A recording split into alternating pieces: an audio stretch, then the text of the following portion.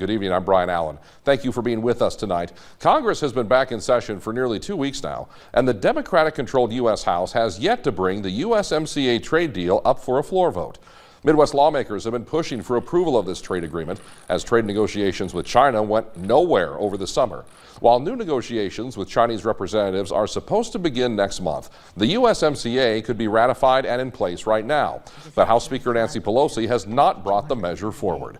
This past week, both South Dakota Congressman Dusty Johnson and South Dakota Senator John Thune took to the floor of their respective chamber to say USMCA needs to be considered right now. Every time I speak with the President and his administration, I emphasize what South Dakota farmers have told me.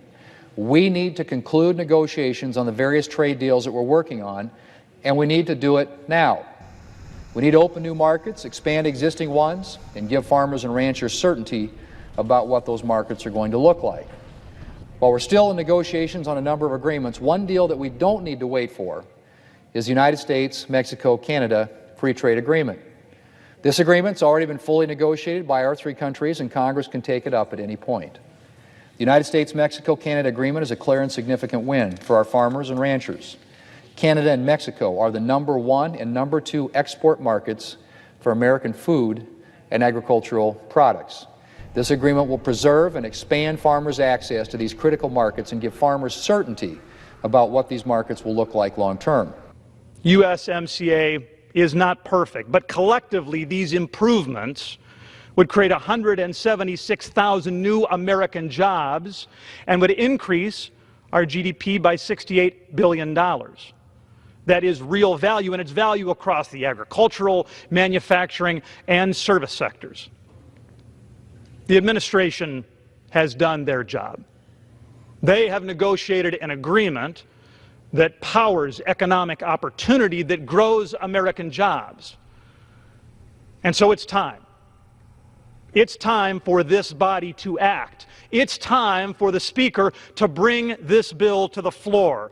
And it is not just Republicans calling on the House Speaker to act. Former Iowa Governor and U.S. Ag Secretary, Democrat Tom Vilsack, this week made a public proclamation asking Pelosi and the House Democratic Caucus to move USMCA forward to the floor for a vote.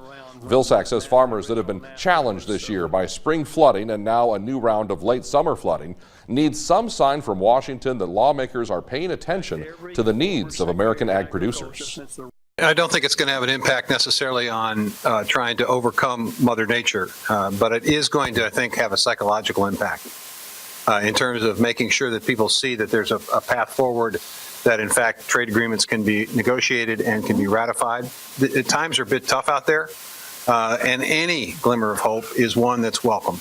This week, Speaker Pelosi says she is hoping to get USMCA approved soon, but is worried about how some provisions of the agreement might be enforced. Some have